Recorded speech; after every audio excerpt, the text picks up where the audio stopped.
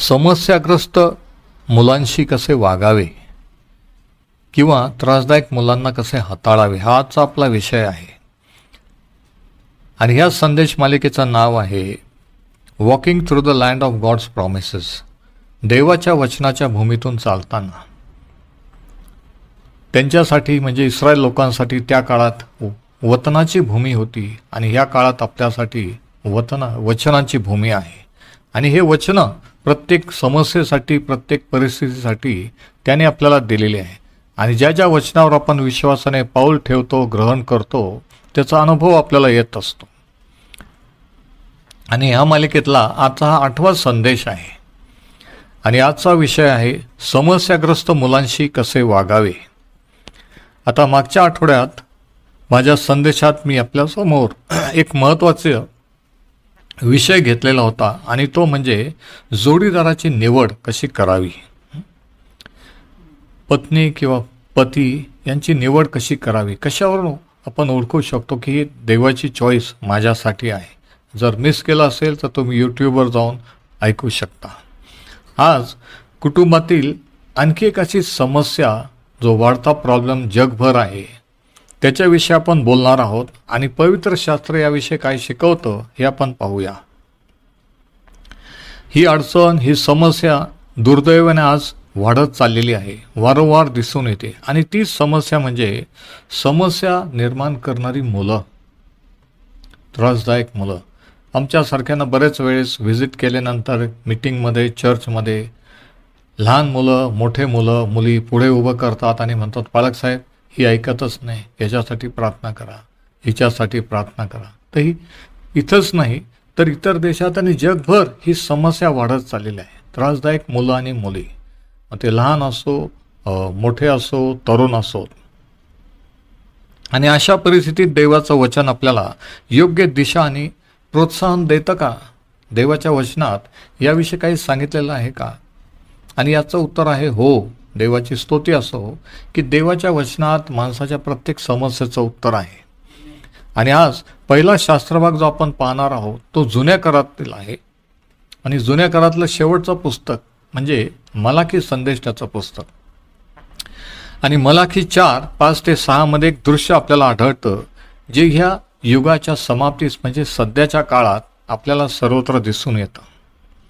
आणि हे वचन अंतिम काळाविषयी किंवा एंड टाईम विषयी आहे की ज्या काळात आपण सध्या जगत आहोत. मलाकीचं पुस्तकाचा 4था अध्याय आणि वचन 5 आणि 6 मध्ये असं लिहिलेलं आहे, पहा, परमेश्वराचा मोठा व भयंकर दिवस येण्यापूर्वी मी एलिया संदेशाला तुमच्याकडे पाठवीन. तो वडिलांचे हृदय त्यांच्या पुत्रांकडे व पुत्रांचे हृदय त्यांच्या वडिलांकडे वळवील. नाहीतर कदाचित मी येईन आणि भूमीला शापाने ताडण करीन.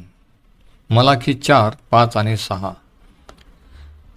आता देवाचं वचन आपल्याला भविष्य काळाविषयी आणि होणाऱ्या समस्याविषयी आपण कसं हाताळावं याविषयी मार्गदर्शन करतं.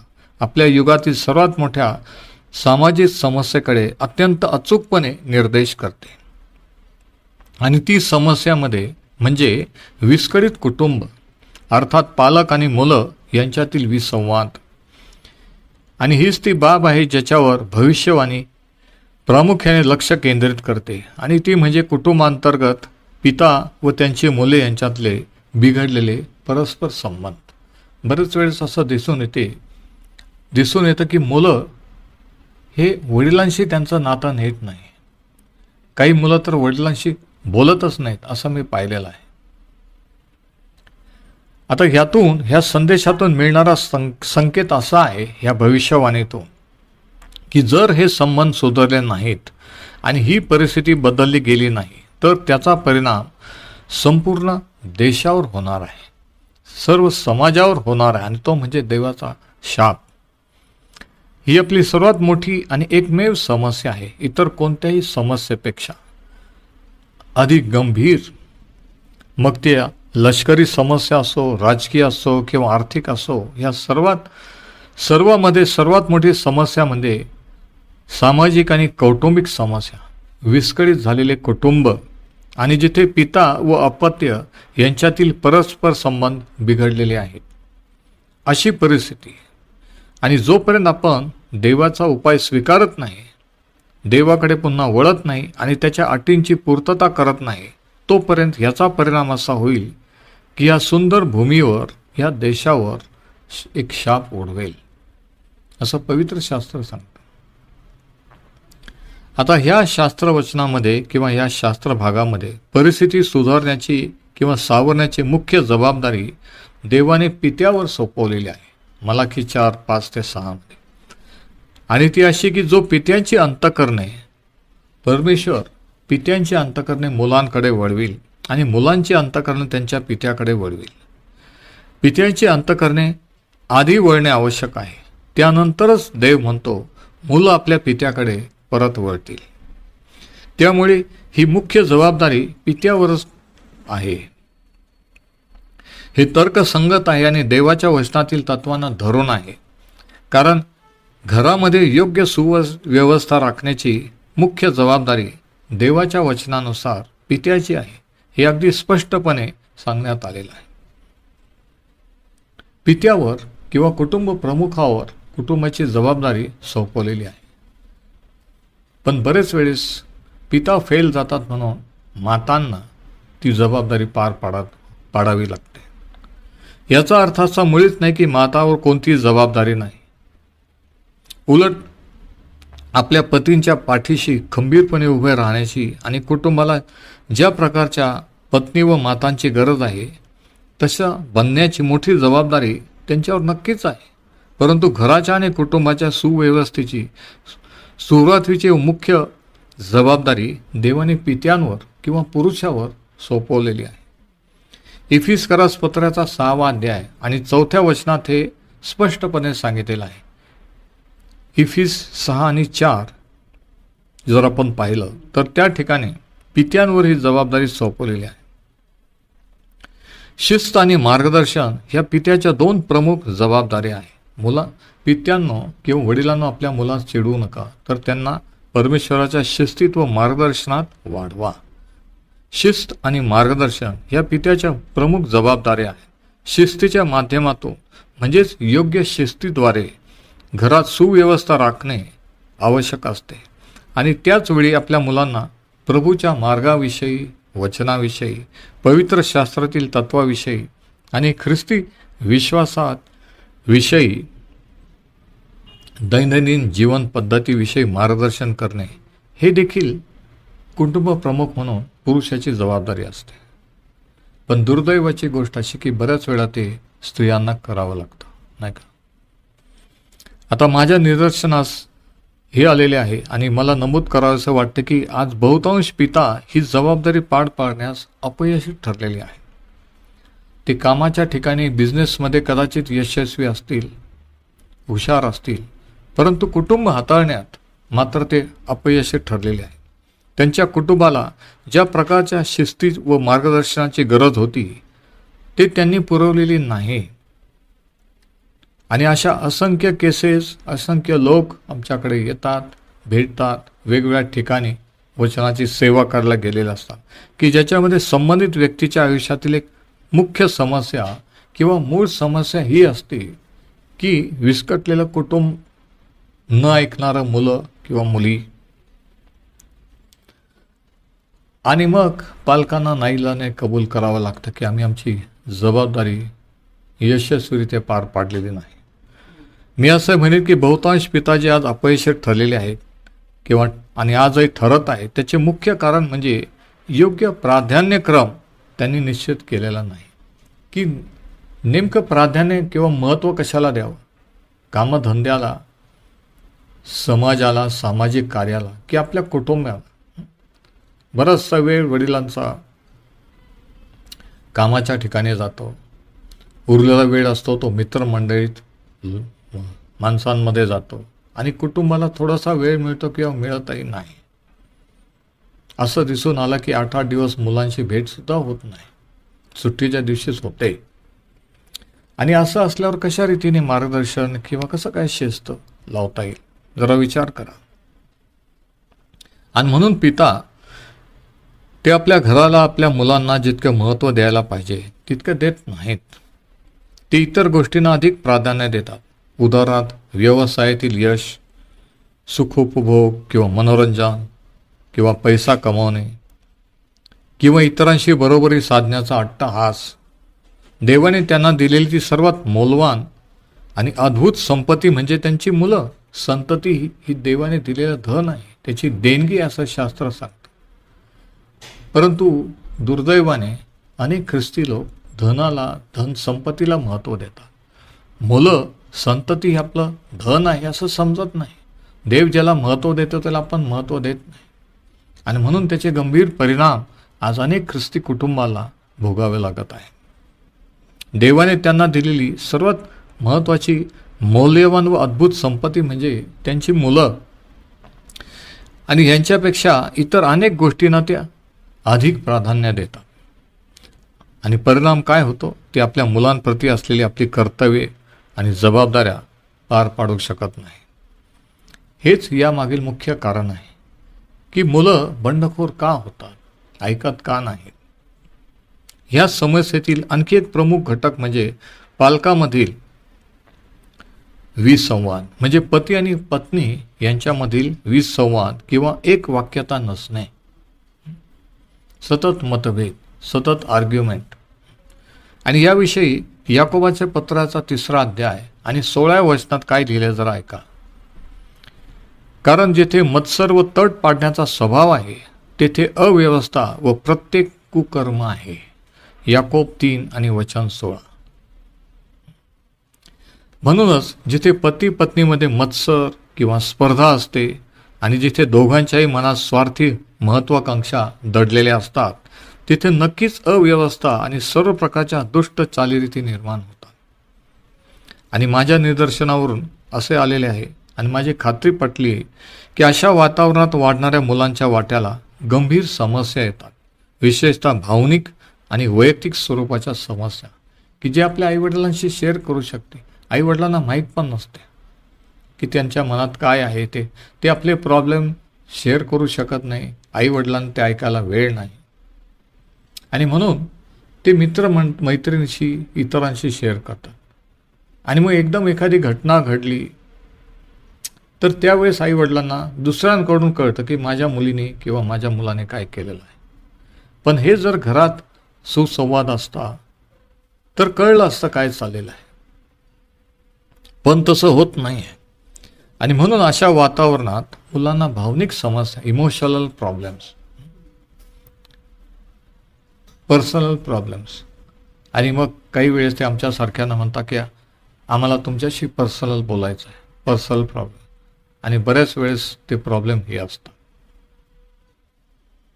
बहुतांश प्रकरणामध्ये अशा समस्यांची मुलं बालपणात आणि त्यांच्या घरातील वातावरणात रुजलेली असतात. आता लहानपण कसं गेलं, घरातलं वातावरण कसं होतं, ह्याच्यात जर लहान मुलं किंवा मुली वाढल्या तर मोठ्या झाल्यानंतर त्यांचं बोलणं, वागणं, स्वभाव पण तसाच होतो. मुलगी आईकडून शिकलेली असते, मुलगा वडिलांकडून शिकलेला असता, कुटुंब, फॅमिली अशी असते, हे त्यांचं चित्र डोळ्यासमोर असतं. आणि मग त्यांची जेव्हा फॅमिली होती, लग्न होतं, त्यावेळेस तेच रिपीट होत असतं.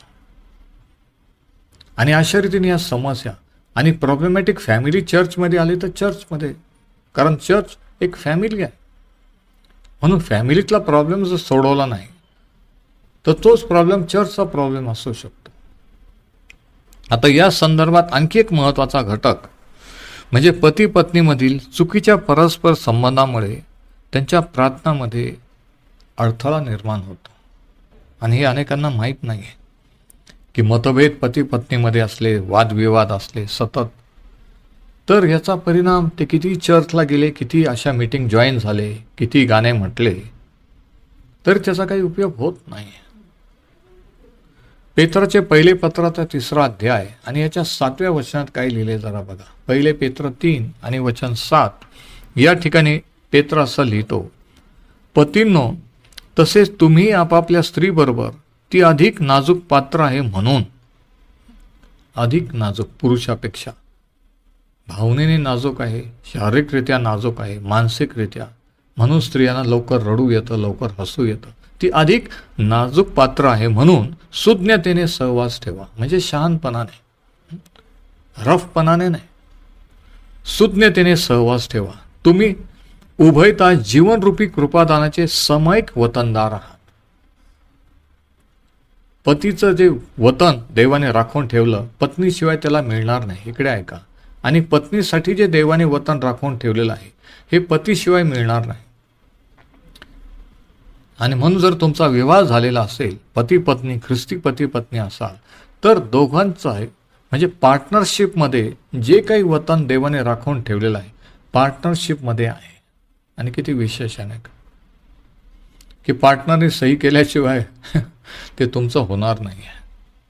आमेन. आणि याचा अर्थ असा की पती पत्नीमधील विस्कळीत किंवा चुकीचे नातेसंबंध त्यांच्या मुलांच्या हितासाठी आणि जीवनाच्या इतर सर्व क्षेत्रात जे करत असलेल्या प्रार्थनामध्ये अडथळा निर्माण होतो. आणि मग अशांना काही वेळेस असं वाटतं की सैतानानं अडखळ आणलेला आहे, लोकांनी अडखळ आणलं. पण आपण स्वतःचं आत्मपरीक्षण केलं की आपलं नातं, माझं संबंध माझ्या पत्नीशी कसं आहे. जर नीट नसेल तर नक्कीच प्रार्थनेला अडकण, नक्कीच सैतानाचे दुरात्मे त्याचा फायदा घेऊन तुमच्या प्रार्थनेचे उत्तर अडवणारच, असं शास्त्र सांगतं. आणि म्हणून सैतानाला आणि इतरांना दोष देण्यापेक्षा अगोदर आपण आत्मपरीक्षण केलं पाहिजे की जर प्रार्थनेचं उत्तर मिळत नाही, एखादी गोष्ट होत नाही, एवढं प्रार्थना भक्ती करून सर्व काही करून, तर कुठं काहीतरी चुकलेलं आहे, ते आपण सॉर्ट आऊट केलं पाहिजे.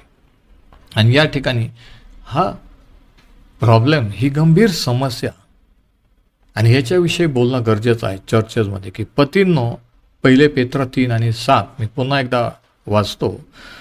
पतींनो, तसेच तुम्ही आपापल्या स्त्रीबरोबर ती अधिक नाजूक पात्र आहे म्हणून सुज्ञतेने सहवास ठेवा.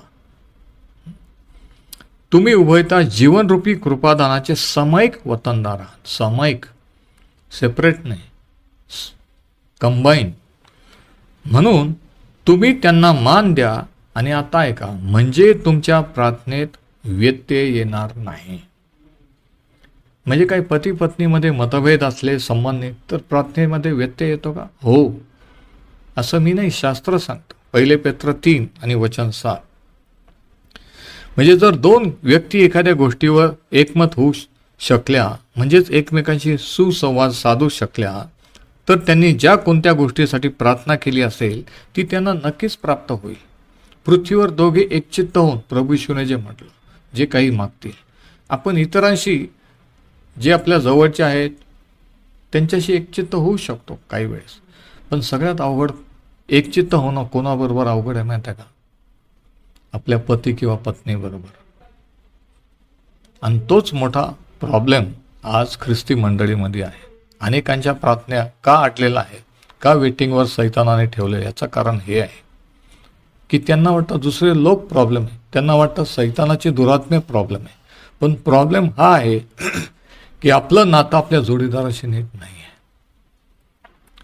आणि बरेच वेळ लोक हे मान्य करीत नाही. मनुष्याचा पापी स्वभाव हे कबूल करीत नाही की मी चुकलेलो आहे. आपल्याला एकमेकांची क्षमा मागा, आपल्याला आपल्या जोडीदाराचे दोष दाखवायला आवडतात. पण आपला दोष जर तिने किंवा त्याने दाखवला तर आपल्याला ते आवडत नाही. आणि म्हणून ती समस्या तशीच राहते, मतभेद तसेच राहतात, आणि प्रार्थना केलेल्या पण तशाच राहतात. आणि म्हणून एक वाक्यता, सुसंवाद असणं, एकमत असणं हे फार गरजेचं आहे. आणि असं वातावरण जर घरात असेल तर देवाची उपस्थिती असते. पण जर तसं वातावरण घरात नसेल तर त्याचा परिणाम पती पत्नीवरच नाही तर मुलांवर देखील होतो. आणि परिणामी त्यांच्या मुलांच्या कल्याणासाठी त्यांनी केलेल्या प्रार्थनेला देवाकडून उत्तर मिळत नाही. पण जर संबंध नीट असतील तर त्यांचे उत्तर मिळतात. आपण आतापर्यंत या विषयाची पार्श्वभूमी समजून घेतली. तसेच कौटुंबिक नातेसंबंधातील दुरावा किंवा बिघाड, शिस्तीचा अभाव आणि त्यातून निर्माण होणारे इतर सर्व दुष्परिणामची काही मुख्य कारणे आपण पाहिली. पण आता यावर उपाय काय? पालक म्हणून तुम्ही उचलली पाहिजे. पालकांची, आईवडिलांची काय जबाबदारी आहे? 3 अशी पावलं तुम्ही उचलली पाहिजे. पालक या नात्याने की जे ह्या समस्येवर उपाय आहे. त्रासदायक मुलं आणि मुली जे हट्टी आहेत, ऐकत नाही. आणि ते 3 स्टेप्स सांगण्यापूर्वी मी सांगू इच्छितो की ध्यानात ठेवा की ती मुलगी, तो मुलगा तुमचाच मुलगा आहे. तो तुमच्याच रक्ताचा एक भाग आहे, हे लक्षात ठेवा. तुमचा एक पार्ट आहे. आता सर्वप्रथम प्रत्येक पालकाने आपल्या जोडीदाराशी किंवा मुलांशी असलेल्या नातेसंबंधात आपल्याकडून काही उणीव राहिली असल्यास किंवा काही चूक झाली असल्यास त्याबद्दल देवासमोर मनापासून पश्चाताप केला पाहिजे. कबूल केलं पाहिजे की प्रभू, मी पाहिजे तेवढा वेळ माझ्या मुलांना दिला नाही, लेकरांना दिला नाही, मी मित्रांना वेळ दिला, चर्चच्या लोकांना वेळ दिला, बाकीचं सर्व वेळ दिला, पण मुलांसाठी वेळ नव्हता, माझी क्षमा कर. हे ॲक्च्युली बापांनी, पतींनी कबूल केलं पाहिजे. म्हणजे पश्चाताप. आणि असा पश्चाताप केल्याने देवाचा आशीर्वाद पुन्हा प्राप्त होण्याचा मार्ग खुला होतो. जो आपले दोष झाकतो त्याचं बरं होत नाही. जो कबूल करून सोडून देतो त्याच्यावर दया करण्यात येते. आणि म्हणून दोष झाकून प्रॉब्लेम सुटत नाही. कबूल केलं तर देव क्षमा करायला तयार आहे, पुढे न्यायला तयार आहे. दुसरी गोष्ट, दुसरा पॉईंट हा की जर पालकांमध्येच काही दुरावा किंवा विसंवाद असेल तर त्यांनी सर्वप्रथम एकमेकांची समेट घडवून आणणं गरजेचं आहे. तू राईट का मी राईट, तू बरोबर का मी बरोबर, याच्यापेक्षा काय बरोबर आहे ह्याचा विचार केला पाहिजे. दोन्ही राईट असू शकत नाही, दोन्ही चुकीचे असू शकत नाही. कोणीतरी रॉंग आहे, कोणीतरी राईट आहे, पती किंवा पत्नी. पण विषय कोण रॉंग आहे, कोणाची चूक आहे, याच्यापेक्षा ती समस्या, तो प्रॉब्लेम कसा सॉल्व्ह करायचा ह्याचा विचार केला पाहिजे. आणि याच्यासाठी एकमेकांची समेट, जर देवाच्या अधीन तुम्ही आहात, देवाचे आहात, तर हे देवाचं वचन सांगतं 1 पेत्र 3. म्हणून जे कोणी देवाच्या अधीन असतात ते एकमेकाच्या अधीन होऊ शकतात.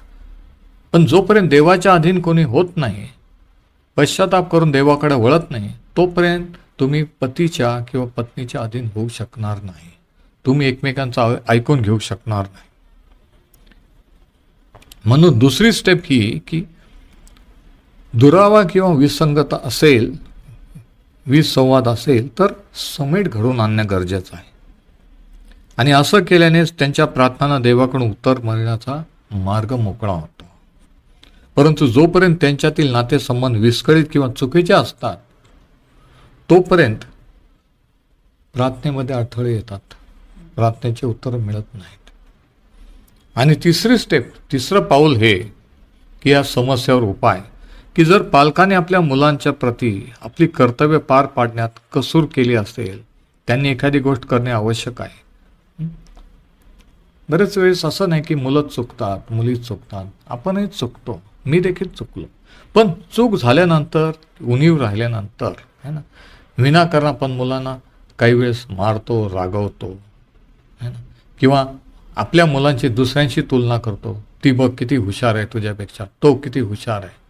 आणि इथं आपण फेल जातो, मुलांना हर्ट करतो, मन दुखवतो. ऐकून घ्या, हे काय फार कौतुक किंवा फार भूषण नाही आहे की आपल्या मुलांची दुसऱ्या मुलांशी तुलना करणे, त्यांच्या मनाला दुःख देणं, हे शास्त्राला धरून नाही आहे. ऐका, तुमची मुलं तुमची आहे. प्रत्येक मुलाची कॅपॅसिटी, बुद्धीची, कलेची ही वेगळी आहे. सर्वांची बुद्धी सर्व तेवढे स्मार्ट, हुशार नाही आहेत. आणि म्हणून आपण ह्या रीतीने तुलना करणं हे देवाच्या वचनाला धरून नाही आहे.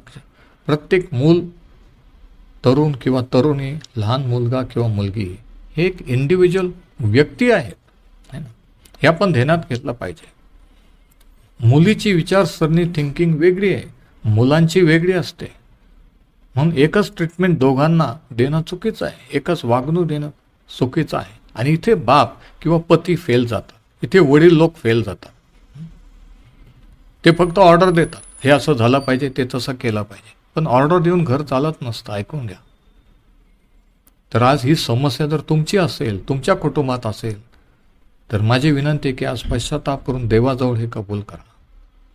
चुकल्यानंतर आपण मुलांना विनाकारण रागवल्यानंतर आपण सुद्धा क्षमा मागितली पाहिजे, की जाऊ दे, क्षमा कर. आणि मला आठवतं की काही वेळेस कामावरून आल्यानंतर काही टेन्शनमध्ये असताना मुलीला रागवलं, मुलाला रागवलं, मग नंतर संध्याकाळी रात्रीच्या प्रेयरच्या वेळेस आम्ही देखील म्हणायचो की असं चुकीचं झालं, जाऊ दे, क्षमा कर, देवबापाने आपल्याला क्षमा केली, आपण क्षमा, मी रागवलो, इथून पुढं असं रागवणार नाही असं बोलणार, असं मी बोललेलो आहे, मी तुम्हाला सांगतोय.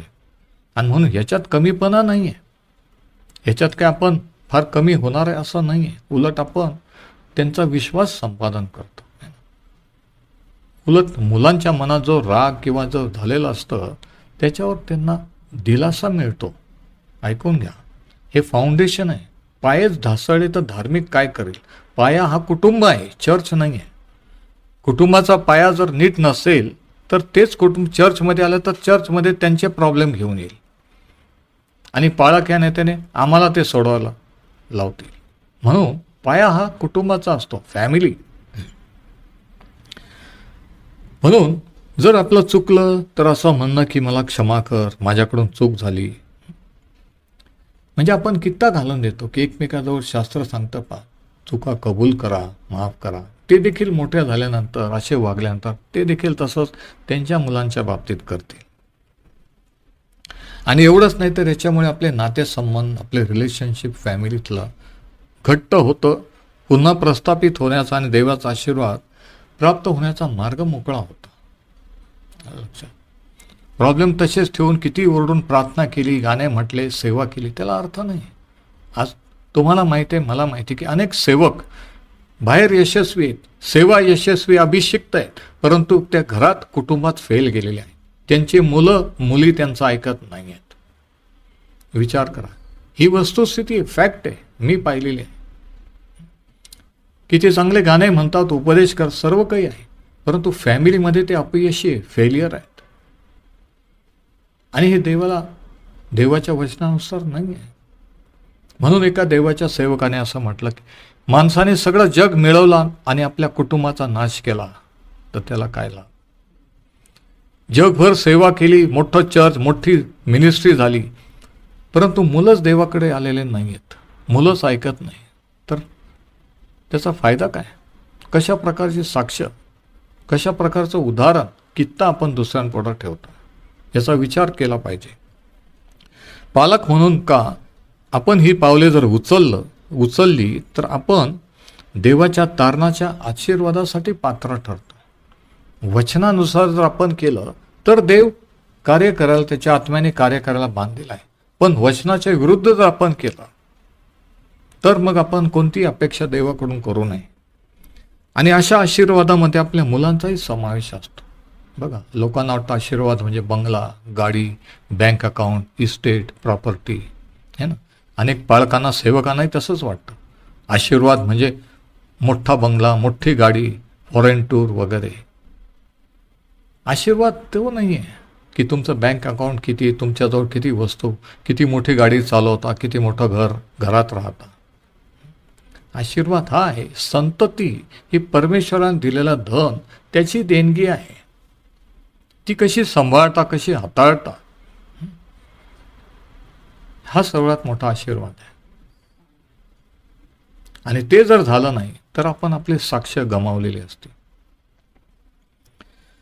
पालक म्हणून आपण ही जर पावलं उचलली तर देवाच्या आशीर्वादास पात्र ठरतो, त्याच्या आशीर्वादाचा मार्ग मोकळा होतो. आणि याच्या बाबतीत अनेक शास्त्र वचनं आहेत.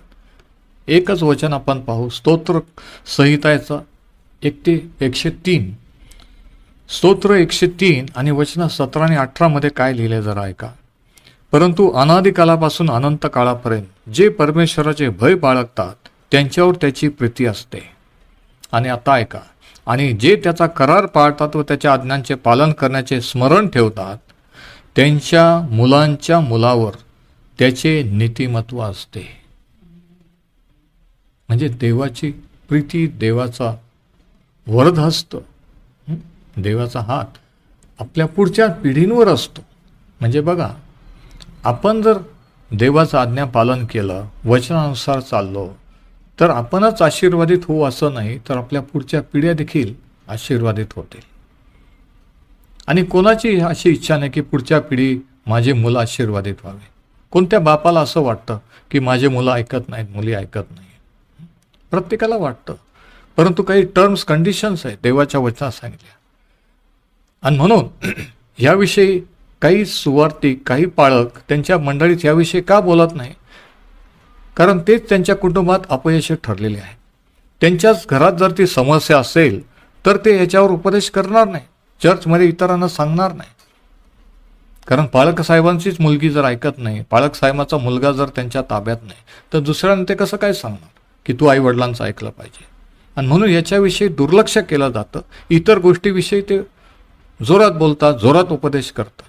पण ह्याची आज गरज आहे, कारण ही समस्या वाढत चाललेली आहे. बंडखोरी मुलामुलींची वाढत चाललेली आहे.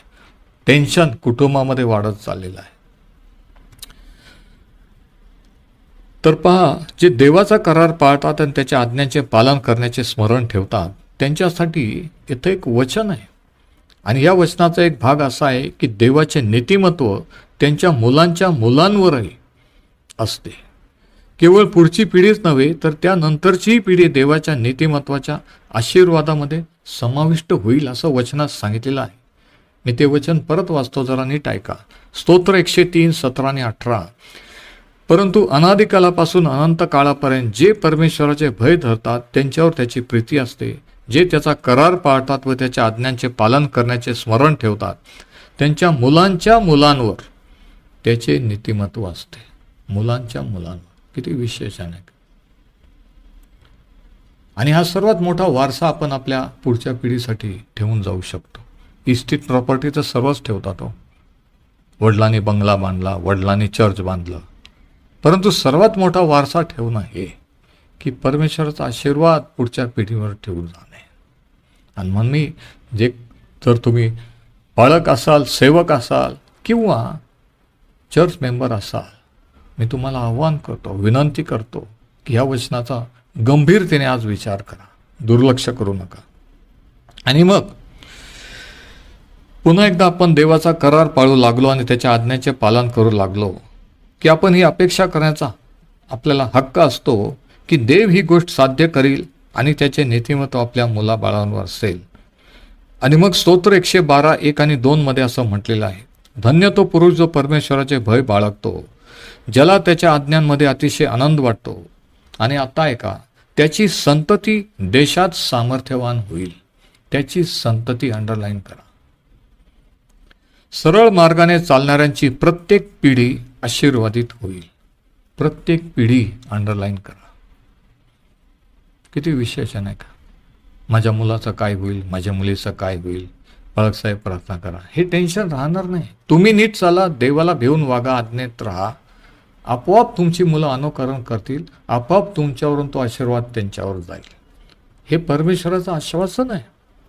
आणखी एक गोष्ट या ठिकाणी स्पष्ट केली आहे की आपण जर आपल्या आचरणाद्वारे देवाला प्रसन्न करतो, संतुष्ट करतो, तर आपली संतती सुद्धा आशीर्वादित होईल. नुसतं आपणच नाही. मुलांच्या पुनर्प्राप्तीविषयी म्हणजे पुनर्स्थापनेविषयीचे काही वचन आहे की असे त्रासदायक मुलं मुली, बंडखोर मुलं मुली, याच्याविषयी देवाचं वचन काय सांगतं जरा ऐका. यशाया 49, 24 आणि 25. शूरवीराकडून लुटलेला माल परत घेता येईल काय? किंवा क्रूर लोकांच्या तावडीतून कैद्यांना सोडवता येईल काय? परंतु परमेश्वर असे म्हणतो, होय, शूरवीराकडून कैदी परत घेतले जातील आणि क्रूर लोकांकडून लुटलेला माल पुन्हा मिळवता येईल. जे तुमच्याशी संघर्ष करतील त्यांच्याशी मी संघर्ष करेन आणि तुमच्या मुलांचे मी तारण करीन. आणि तुमच्या मुलांचे मी म्हणजे परमेश्वर म्हणतो की तो तारण करेन. ही गॅरंटी आहे. हे देवाचं वचन आहे. हे फक्त पाठ करायसाठीच नाही आहे, उपदेश करायसाठी. हे प्रॉमिस आहे. किती विशेष आहे. परत एकदा ऐका. यशाया 49, 24 आणि 25. शूरवीराकडून लुटलेला माल परत घेता येईल काय? किंवा क्रूर लोकांच्या तावडीतून कैद्यांना सोडवता येईल का? नाही. परंतु परमेश्वर म्हणतो, होय, शूरवीराकडून कैदी परत घेतले जातील आणि क्रूर लोकांकडून लुटलेला माल परत मिळवता येईल. जे तुमच्याशी संघर्ष करतील त्यांच्याशी मी संघर्ष करेन आणि आता ऐका, आणि तुमच्या मुलांचे मी तारण करीन. कोणीतरी असतंच प्रत्येक मीटिंगमध्ये की आमची मुलगी देवापासून दूर आहे, मुलगा बाळासाहेब प्रार्थना करा. आज जर कोणी ह्या ग्रुपवर माझं ऐकत असेल तर जरा लक्ष द्या. मी तर प्रार्थना करणारच आहे, पण हे वचन जरा स्वीकारा. परमेश्वर आश्वासन देतो, निराश होण्याचं कारण नाही. तो म्हणतो मी तुमच्या मुलांचे तारण करेन. आपण फक्त सांगू शकतो. लहानपणी ते लहान असताना आपल्याला वेळ नसतो, आपण कामधंद्यात बिझी असतो. मोठं झाल्यानंतर कोणी आपलं ऐकत नाही, त्यांना वेळ नसतो, त्यांचे फ्रेंड सर्कल असतात. आणि मग अशा वेळेस निराशा येते, अशा वेळेस प्रॉब्लेम वाढतात. पण दिलासा देणारं देवाचं वचन आहे की परमेश्वर म्हणतो, लुटलेला माल, लुटलेली मुलं सैतानाला विकले गेलेली, तो म्हणतो परत घेता येईल का? हो, मी त्यांना परत आणून देईल, मी त्यांचं तारण करेन. म्हणून दुष्ट शक्तींनी म्हणजे सैतान व त्याच्या सर्व आक्रमक सैन्याने आपल्या घरामध्ये शिरकाव केलेला आहे. त्यांनी आपल्या मुलांना ताब्यात घेतलेला आहे आणि आपल्याकडून हिसकावून नेलेला आहे. कदाचित अंमली पदार्थाच्या माध्यमातून, ड्रग्ज किंवा अनैतिक लैंगिक संबंधाद्वारे किंवा गूढ विद्या, जादूटोना, मंत्रतंत्र ह्याच्यात तरुणांचा कल असतो की हे काय आहे, ते शिकण्याच्या मागे लागलेले आहेत. अथवा इतर कोणत्याही प्रकारच्या दुष्टतेद्वारे किंवा फसवणुकीच्या द्वारे जणू काही एखाद्या दुष्ट सैन्याने आपल्यावर आक्रमण केलेले आहे असे आपल्याला वाटते, नाही का? परंतु देव वचन देतो, जे तुमच्याशी संघर्ष करतात त्यांच्याशी मी संघर्ष करेन. ऐका, देव तुमच्या बाजूने, माझ्या बाजूने, आपल्या विरोधात नाही आहे. मला वाटलं की देव माझ्या विरोधात आहे. नाही, हीच तर सुवार्ता आहे. ते आपल्याला वाटलेलं आहे, पण तसं नाही आहे. म्हणून जे वाटतं ते खरंच देवाला तसं वाटतं का, त्याच्या वचनात तसं लिहिलं आहे ह्याची खात्री केली पाहिजे. उगीच कोणाचा तरी उपदेश, कोणाचं तरी म्हणणं ऐकून आपलं मत ठरवायचं नाही की हां असं असतं. खात्री करून घ्यायची. जर लिहिता वाचता येतं तर देवाचं वचन वाचून खात्री करायची की खरंच देवाला काय वाटतं, देवाने काय म्हटलेलं आहे. तर हे देवाचं वचन आहे. परमेश्वर म्हणतो की मी तुमच्या मुलांचे रक्षण करीन आणि त्यांच्या क्रूर बंदिवासातून त्यांची सुटका केली जाईल. आज अनेकांची मुलं मिली बंदिवासात गेले, व्यसनांच्या, वाईट सवयींच्या, ड्रग्सच्या. परमेश्वर म्हणतो मी सुटका करीन. पण कधी? आपण पती पत्नी एकमेकांशी समेट केला तर, आपण देवाशी समेट केला तर. आणि आता शेवटी एक वचन, यिर्मयाच्या पुस्तकाचा 31वा अध्याय, यिर्मया 31:15-17.